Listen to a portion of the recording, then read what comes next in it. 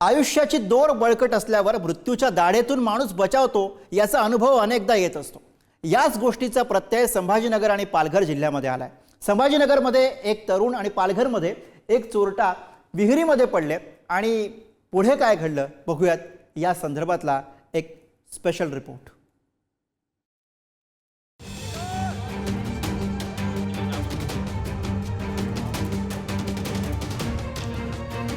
चरणावर बसता येईल का? चरणात सोडतोय, घाबरू नका। देव तारी त्याला कोण मारी ही म्हण संदीप घटकवडे या तरुणाला तंतोतंत लागू पडते।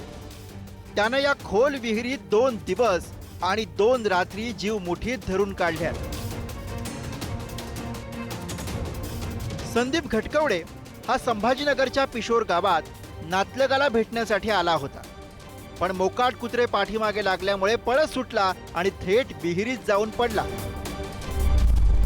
संदीप घटकवडे हा 30 वर्षाचा तरुण जालन्याचा रहिवासी आहे। संभाजीनगरच्या पिशोर गावात तो नातेवाईकांना भेटण्यासाठी आला होता। गावात येताच त्याच्या पाठीमागे काही मोकाट कुत्रे लागले। कुत्र्यांपासून बचाव करत पळत असताना खोल विहिरीत जाऊन पडला। या विहिरीतल्या एका दोरीला त्याने पकडून ठेवलं। दोरीला लटकत विहिरीमध्ये 2 दिवस आणि 2 रात्री त्यानं काढल्या। आरडाओरडा करत मदत मागत राहिला। विहीर निर्मनुष्य ठिकाणी असल्यामुळे त्याचा आवाज कुणापर्यंत पोहोचेना। अशात मोहोळ शोधण्यासाठी काही जण या ठिकाणी आले। या तरुणाचा आवाज त्यांच्या कानावर पडला। गावकरी आणि पोलिसांच्या मदतीनं अखेर या तरुणाला सुखरूप बाहेर काढण्यात यश आलं।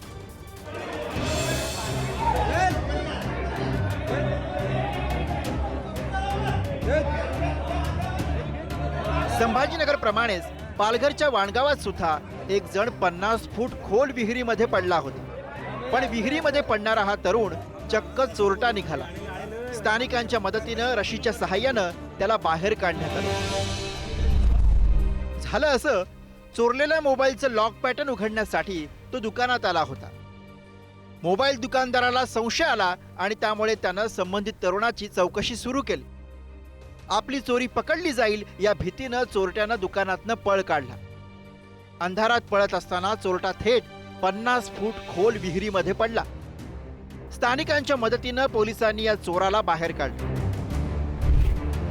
संभाजीनगर मधला विहिरीत पडलेला संदीप घटकवडे असो किंवा मग पालघर मधला विहिरीत कोसळलेला चोरटा, त्यांच्या आयुष्याची दोर बळकट होती म्हणून या दोघांचा जीव वाचला। देव तारी त्याला कोण मारी या म्हणीऐवजी विहीर तारी त्याला कोण मारी असं म्हटलं तर वावगं ठरणार नाही। संभाजीनगरहून सुमित पवार आणि पालघरहून जितेंद्र पाटील, पुढारी न्यूज।